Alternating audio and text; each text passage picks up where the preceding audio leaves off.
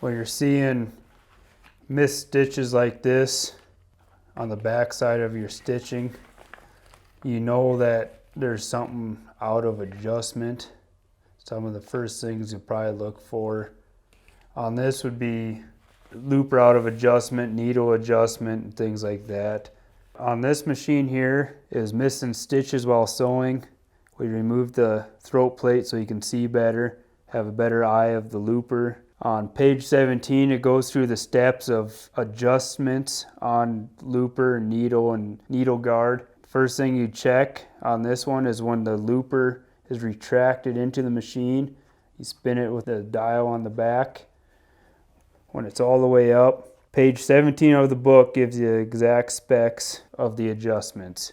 The edge of the looper to the center of the needle needs to be 5/32. So if you have a 5/32 Allen, you can hold it from the center of the needle and see that the edge of the tip of the looper is completely out of adjustment.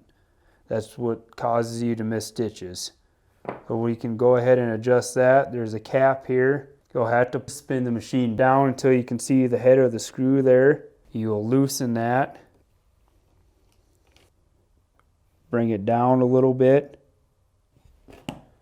Retighten it up. Run that, and there's still a ways out of adjustment.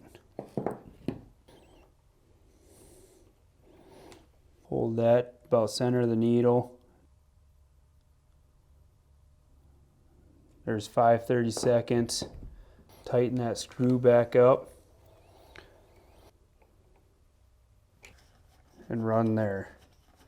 After that's adjusted, you'll also check the height of the needle is now also correct. Check an adjustment of the needle, your looper on the left side.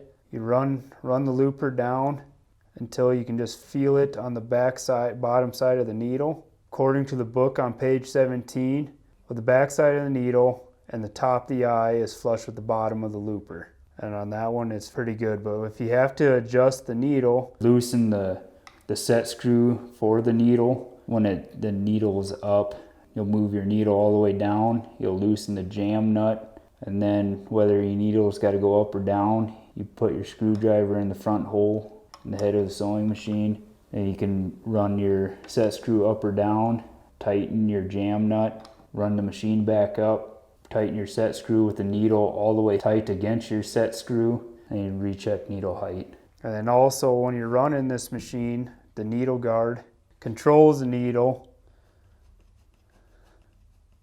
If it hits the needle too hard, if it bends the needle, there's too much pressure on your needle guard is out of adjustment. That'd have to come down. It holds the needle there just so the looper does not hit the needle when it's coming down.